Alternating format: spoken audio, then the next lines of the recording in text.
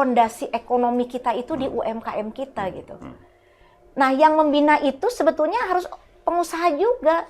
Nggak bisa yang membina itu dari dinas yang nggak tahu dunia mereka bisnisnya. gitu ya. Kan ada sarjana baru yang dijadikan pendamping UMKM. Nggak bisa. Sense-nya kan beda gitu ya. Sampai sekarang juga sebetulnya kalau kita mencari dari UMKM mana sih gitu yang memang akhirnya kelihatan tumbuh berkembang gitu ya. Terus berapa banyak itu kita nggak punya data, Kang.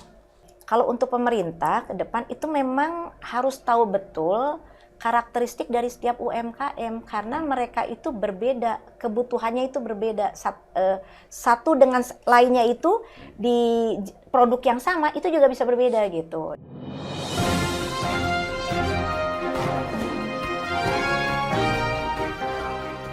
Jumpa lagi di Ruang Publik bersama DDM.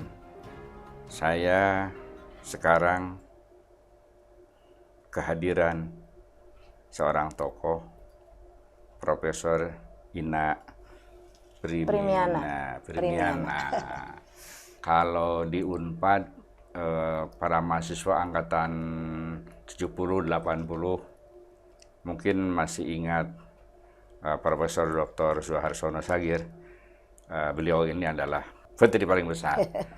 Jadi saya menunggu beliau hadir di studio ini kan ada 1 tahun komunikasi terus ya waktunya nggak tepat, lagi di luar, lagi kunjungan di luar negeri. Ya kebetulan aja gitu. Tapi akhirnya 1 tahun sampai juga di sini. Terima kasih. Sama-sama. Teh Ina bisa hadir dan sesuai dengan keahliannya saya ingin tanya tentang salah satu kekuatan ekonomi kita adalah UMKM.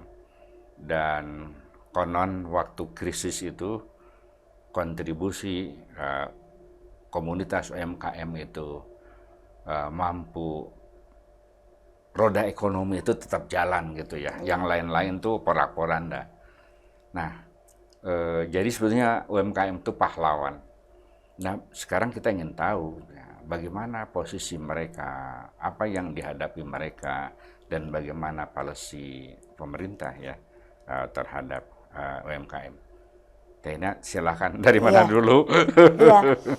Terima kasih Kang Deddy udah diundang. Ya. Alhamdulillah, mohon maaf nih udah kelamaan jadi akhirnya. Tapi ya topik itu nggak pernah bosen ya, topik UMKM itu gitu. Nah, saya biasanya suka bahas masalah UMKM atau industri biasanya. Cuman memang menarik sebetulnya kalau tentang UMKM karena setelah sekian lama saya punya data tuh dilihat tuh 20 tahun gitu tentang UMKM, datanya waktu itu ya dari ini gitu, dari BPS, data resmi lah ya data BPS gitu. Memang kemajuan nggak ada kemajuan, maksudnya nggak ada kemajuan ya nambah banyak yang jadi kalau dilihat dari UMKM itu misalnya dari sekitar lebih dari 60 juta ya 64 jutaan gitu. Itu kan 90%-nya itu usaha mikro kecil.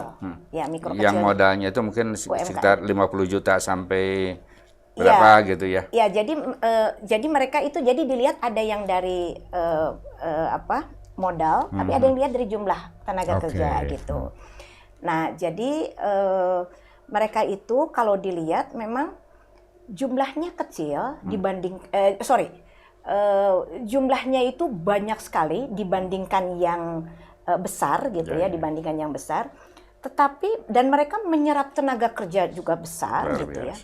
Dan mereka juga kontribusi terhadap PDB-nya juga besar dibandingkan dengan yang besar gitu ya, dengan usaha besar. Tetapi investasi di mereka itu sangat kecil gitu loh. Jadi kecil-kecil sekali gitu. Mungkin tidak ada mereka khusus investasi gitu ya untuk kemajuan mereka gitu. Dan itu perbandingannya itu nggak pernah rubah gitu loh Kang. Jadi tetap aja si yang dari 90% yang antara usaha menengah besar dengan usaha mikro kecil itu, yang 99%-nya teh mikro gitu loh. Mikro itu teh kan usaha rumahan. Itu sih bisa sewaktu-waktu tutup gitu ya, tergantung pada pembeli gitu. Sangat rentan sekali gitu. Dan itu tumbuh subur ketika Covid kemarin juga gitu ya. Jadi banyak sekali. Jadi mereka memang dengan modal yang sekecil mungkin mereka bisa gitu loh. Dengan awal mereka jualannya mereka gitu ya. Jadi itu bisa. Dan kita paling banyak di situ lebih dari 99% itu adalah mikro kita gitu ya. Jadi sekitar mungkin hampir 50 juta yang beredar di seluruh Indonesia. Nah, sampai sekarang juga sebetulnya kalau kita mencari dari UMKM mana sih gitu yang memang akhirnya kelihatan tumbuh berkembang gitu ya. Terus berapa banyak itu kita nggak punya data, Kang. Sekarang ini? Iya, kita tuh nggak punya data gitu. Jadi dari yang dibina sekian puluh tahun itu kan pembinaan itu harusnya ada kelas-kelasnya ya. Oh ini sih kelasnya kelas ekspor.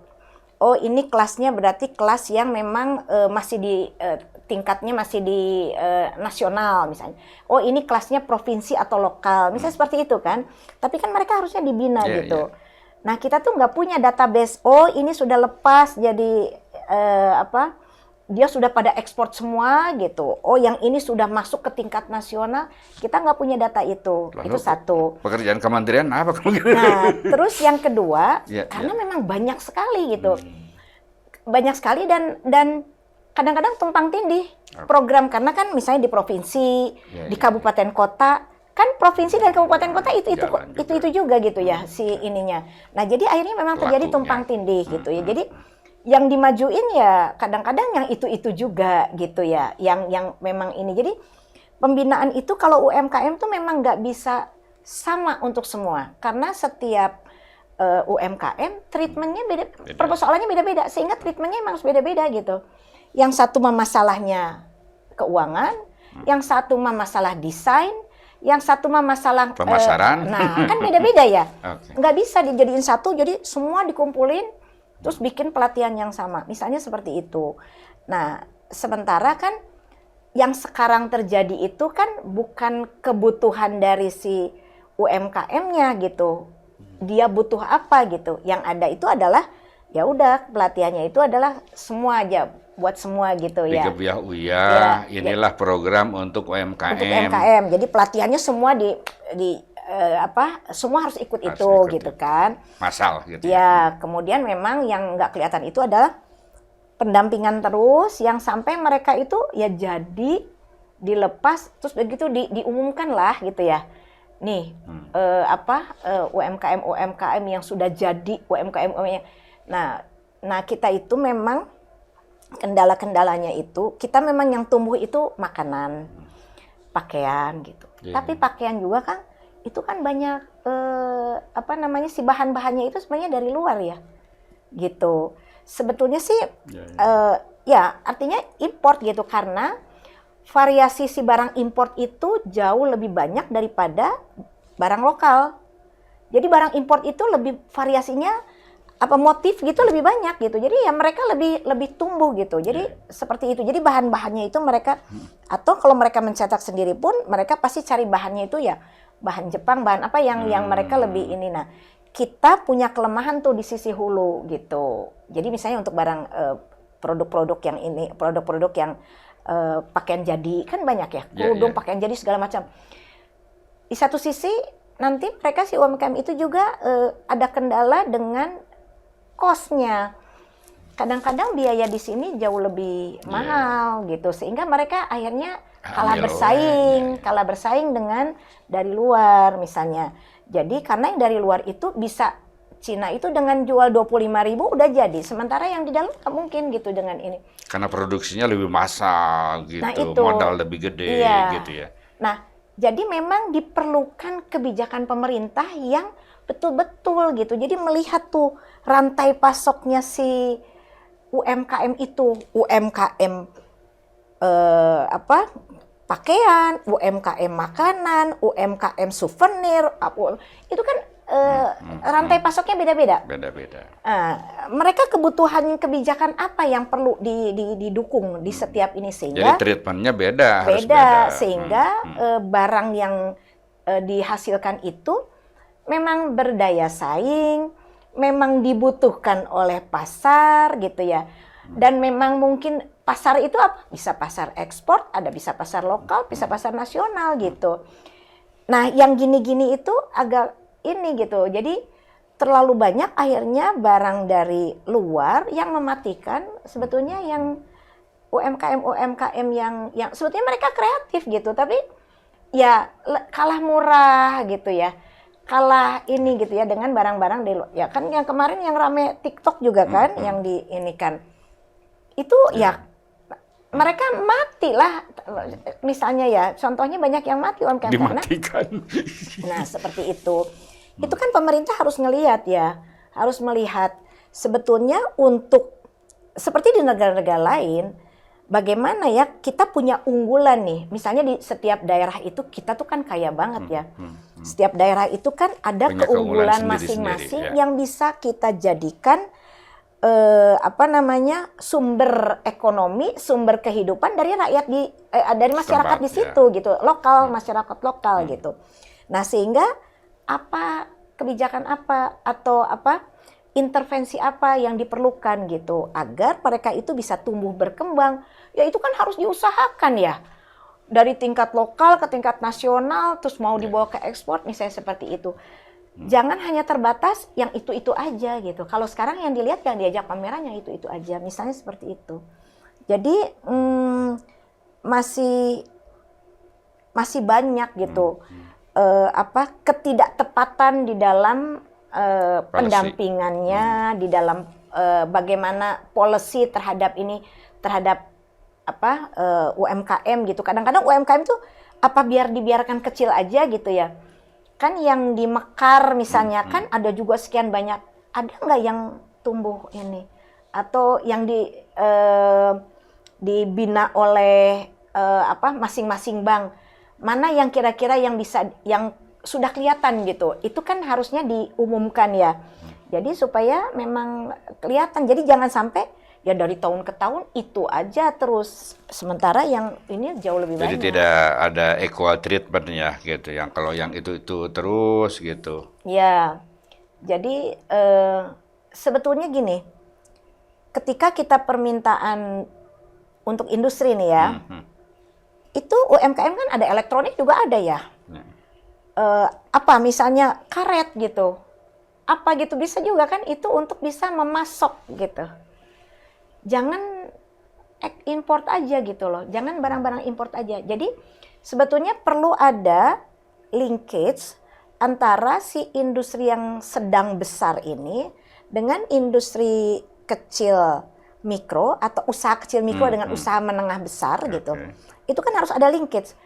Saya butuh barang-barang ini nih buat ini gitu, supportingnya lah ya, bukan yang ya selama bisa dibuat di sini kenapa nggak ini gitu, kenapa nggak dicoba pakai yang di sini gitu.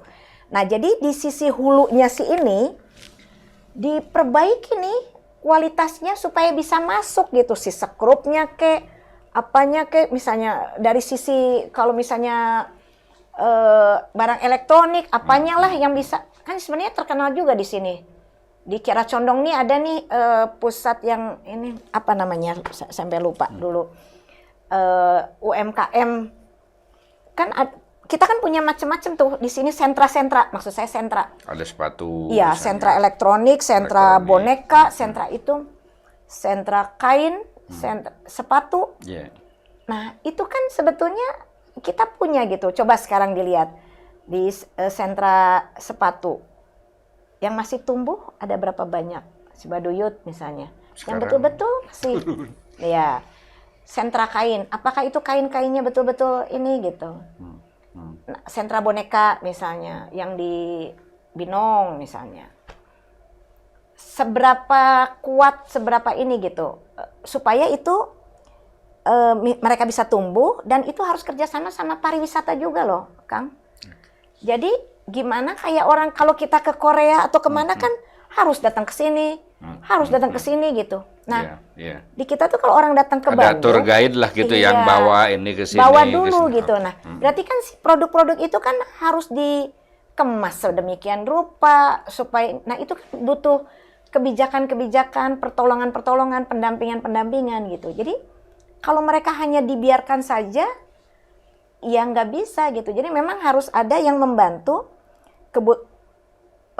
Pasar tuh butuhnya yang lagi kayak apa sih, warnanya kayak apa sih, motifnya dan sebagainya gitu. Nanti kan disampaikan.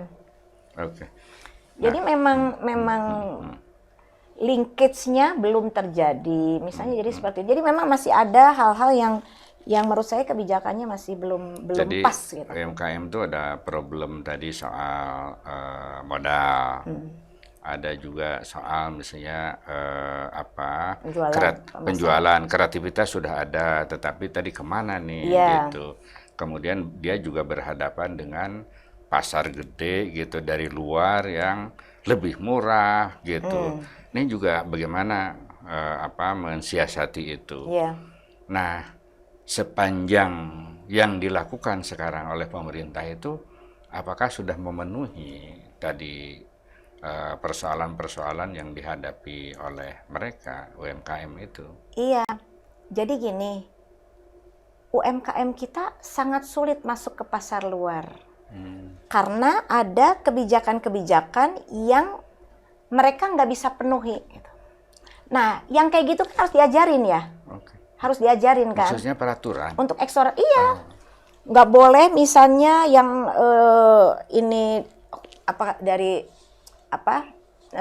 misalnya yang kalau dia bikin yang dari kulit, dari apa itu kan itu harus kulitnya tuh gimana, memang nggak boleh deforestasi, nggak boleh gitu-gitu tuh, banyak gitu. Nah itu kan harus diajarin ya.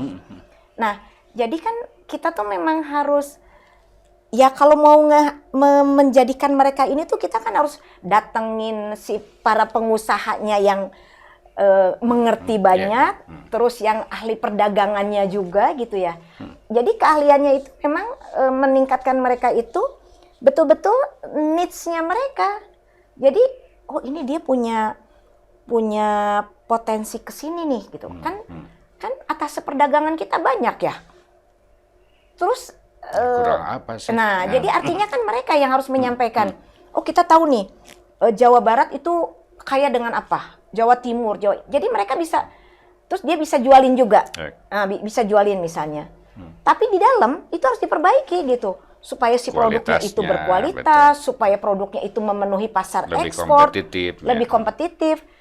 Nggak usah ke pasar ekspor, biar di dalam negeri juga itu supaya dia itu bisa berkompetisi gitu dengan barang yang masuknya. Nah untuk barang masuk juga itu harusnya pemerintah itu betul-betul jangan dibuka terlalu lebar. Karena sebetulnya nggak apa-apa mereka bersaing, tapi tolong dibantu dulu gitu. Mereka itu harus dikuatkan dulu. Jadi jangan tiba-tiba datang, udah mati gitu, udah nggak bisa apa-apa gitu. Tapi harus dikuatin dulu. Oh ininya yang nggak kuat nih, ini harus diberesin dulu ini. Harganya kok kemahalan ya? Artinya kan boleh ya. Jadi terus yang barang-barang dari luar juga itu harus misalnya berbahasa Indonesia, misalnya. Ada halalnya misalnya kayak gitu, artinya supaya kita juga masih ada daya saingnya gitu. Jadi jangan terbuka terlalu liberal gitu sehingga ya udah head to head, nggak mungkin bisa. Proteksionisme juga salah gitu, tapi kalau dibuka seluas-luasnya dibebasin juga kan tidak tepat juga, artinya kan banyak korban di situ. Iya, artinya sih kita kan punya yang namanya non tarif barrier. Non tarif barrier itu artinya kalau kita mau masuk negara lain itu ada tuh bukan tarif barrier tapi non tarif barrier. Jadi harus begini kalau mau masuk gitu. Bikin juga lah kita gitu. Kita itu mau masuk ke negara lain susah. Karena itu ada ketentuan-ketentuan gitu. Tarif barrier itu sementara kita tidak bikin. Dimudahkan. Nah, kayak gitu. Jadi kan harusnya ya kalah lah kita. Ya itu jadi makanya kalah. Jadi sehingga kalau dilihat pekerja informal kita masih banyak, tetap banyak. Mereka yang bekerja di sektor-sektor informal itu Jadi sektor informal kita itu masih hampir 60% dibandingkan ini gitu kan. Jadi dibandingkan sektor formal. Jadi artinya mereka hanya jadi buruh kasar yang kalau ada pekerjaan dibayar atau kalau nggak ada ya nggak dibayar gitu kan. Seperti hal seperti itu. Nah itu kan harus dilihat ya. Artinya pemerintah di berbagai hierarki itu di tingkatan kabupaten kota, ini provinsi, nasional itu harus betul-betul dilihat. Ya bikin yang real gitu ya. Jadi jangan sampai apa namanya? Ya pokoknya ini ada dana, udah bikin pelatihan gitu ya, manggil narasumber, udah gitu ya udah nggak diapa-apain. Jadi programnya itu ya orientasi proyek aja pokoknya gitu, jalan aja gitu program. Oleh karena itu, jadi saya nyambung nih ya sama ini. Oleh karena itu, kalau dilihat program-programnya para paslon, itu nggak jauh berbeda dengan yang 10 tahun yang lalu, yang 15. Jadi mendorong UMKM untuk memudah dapat modal, akses, untuk meningkatkan kualitas, untuk digitalisasi. Oke, ini masih baru, tapi digitalisasi kan udah dari 5 tahun yang lalu juga gitu ya. Berarti masih persoalannya masih sama gitu loh, belum berubah gitu. Belum ada terobosan. Iya, kan harusnya udah dipikir gini. Jadi menumbuhkan, mencari misalnya nih kalau baru mencari kembali UMKM baru yang masih baru karena untuk sebagai pemasok, beda kan? Artinya yang dulunya berarti udah maju nih, udah berkembang. Kita harus cari lagi nih yang kecil-kecil, yang dia untuk memasok yang udah di tengah nih atau udah besar. Kan seperti itu. Yang udah makin besar mungkin udah biarkan saja gitu. Yang ini antara hidup dan mati nih gimana nih gitu ya. Nah, jadi kan harusnya memang si program yang dibuat itu kan memang bertahap, berjenjang. Iya, berjenjang. Jadi kelihatan oh ini yang kelas-kelas lah, bikin kelas-kelas gitu. Jadi ini untuk kelas apa, dia kebutuhannya apa, kelas apa. Dan kita harus punya database. Kita nggak punya database. Jadi sebetulnya itu ya kekurangan kita itu ya database. Jadi kan bisa tahu, oh dia pernah dibina oleh siapa, sampai di mana, kekurangannya apa. Oh, saya punya pasar ini nih, saya bisa bantu nih. Kalau punya database nih, lengkap gitu ya. Jadi agak susah gitu ya. Makanya bikin program untuk semua gebiah uyah itu tanpa melihat keanekaragaman itu mungkin karena tidak punya data. Kalau punya data kan bisa diklasifikasi. Oh ini masuk kategori ini, masuk kategori ini. Itu kalau mau penelitian tentang UMKM itu susah banget database-nya itu. Jadi akhirnya penelitian atau kajian yang diadakan sampai membuat bosan si UMKM-nya. Ayo, terus ditanya yang itu lagi gitu loh. Karena database nggak ada, atau yang sudah pernah di-studi itu yang mana saja. Apa yang perlu ditambahkan, apa yang perlu masih kurang, kayak gitu. Jadi ya dulu saya masih ideal ya, mungkin 10 sampai 15 tahun yang lalu gitu. Tapi kok sampai sekarang juga ya masih gitu-gitu aja gitu loh. Apa yang harus dilakukan gitu. Saya tuh seneng banget kalau ada yang dia kreatif gitu, memikirkan gitu. Terus jadi saya tuh mikir, ini nanti dari mana bahan bakunya? Terus tenaga kerjanya gimana gitu. Terus nanti pasarnya kemana aja gitu. Nah jadi kalau mereka, kita sendiri semua gitu, nggak mau pinjam dari bank, nggak mau ini, itu ada seperti itu gitu, karena mereka merasa jadi berat gitu ya kalau pinjam ke bank, kemudian juga bunganya mereka nggak sanggup juga gitu. Nah yang gitu-gitu kan harus dilihat ya. Jadi perlakuan bank terhadap UMKM gitu, misalnya bersama ya pemerintah gitu untuk memudahkan, itu nggak ada. Nggak ada. Jadi kalau saya sih dulu nyaraninnya, sebaiknya tuh setiap UMKM yang sudah ada order, itu dia digandeng oleh bank. Bank modalin dulu. Terus nanti kalau udah, kan bisa lihat ya, udah ada pembelinya gitu. Kan bisa dilihat track recordnya. Benar. Terus udah gitu kan buka rekeningnya kan di bank itu. Nanti kan bayar ke sini. Nggak akan ada kredit macet gitu loh. Tapi itu nggak bisa katanya. Jadi ya kebijakan itu tuh nggak bisa. Jadi ada pre-financing dari bank gitu ya. Jadi memang jadi berat gitu. Nah, jadi ya apalagi kalau sekarang dengan pinjol ya, kasihan juga sebetulnya mereka. Karena itu harian loh. Dan sekarang mereka tuh udah lebih daripada ke bank gitu ya, lebih baik ke pinjol gitu. Iya, karena lebih Meskipun cepat. Tapi mereka nggak sadar bahwa itu hitungannya harian. Jebakan. Harian, iya. Itu terus kalau udah seminggu udah kayak orang mereka berutangnya udah lewat Iya. jatuh Setahun, 2 tempo. tahun. Padahal ini. Nah, jadi memang kalau ke depan nih kayaknya perlu, kalau kita, ini kan fondasi ekonomi kita itu di UMKM kita gitu. Nggak perlu diapa-apakan mereka tumbuh Jalan. gitu ya. Ketika luar biasa itu ketika COVID juga gitu. Dan kontribusi terhadap PDB-nya juga Luar biasa. besar gitu. Bisa lebih dari 60% dibandingkan dengan yang ini. Dengan yang ukuran menengah dan besar gitu. Artinya itu nggak bisa dianggap enteng. Nyerap tenaga kerjanya juga besar sekali gitu. Mungkin sekitar 72% itu terserap ya. Walaupun di informal. Artinya kan nggak main-main gitu. Jadi kalau itu dibenahi Jadi pemerintah secara... berutang banyak sebenarnya ke mereka itu sebenarnya Iya, kalau itu dibenahi secara serius gitu ya. Dibuat program-program yang memang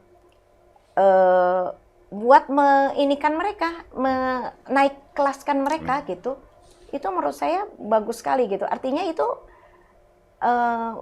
biar yang jadi pengusaha sukses sekarang itu bukan yang itu-itu aja gitu loh. Tapi ada yang memang binaan-binaan yang ini. Satu lagi nih, nah yang membina itu sebetulnya harus pengusaha juga. Nggak bisa yang membina itu dari dinas yang nggak tahu dunia mereka bisnisnya, gitu ya. Nggak bisa gitu. Jadi kalau pendampingan itu misalnya pendampingan dilakukan oleh sarjana-sarjana baru. Kan ada sarjana-sarjana baru yang dijadikan pendamping-pendamping UMKM. Nggak bisa. Sense-nya kan beda gitu ya. Gimana mereka juga baru mau kerja, suruh ngedampingin UMKM, nggak bisa. Belajar mereka, Iya. bukan ngarahin. Iya, jadi seperti itu gitu. Jadi sebetulnya sih kalau UMKM itu ditangani dengan benar dan mereka yang jiwanya jiwanya wirausaha betul, itu sangat berbeda dengan yang mereka memang hanya coba-coba. Beda banget. Dan mereka yang jiwa wirausaha itu mereka nggak akan cari duit dulu. Tapi ketika mereka sudah ada order, ini baru mereka mikir gitu. Akhirnya nanti bank yang ngejar-ngejar mereka. Bisa seperti itu gitu, terbalik. Tapi kalau yang hanya coba-coba, mereka pasti belum apa-apa, duitnya dulu yang dicari gitu. Mau ini apa dulu ya misalnya.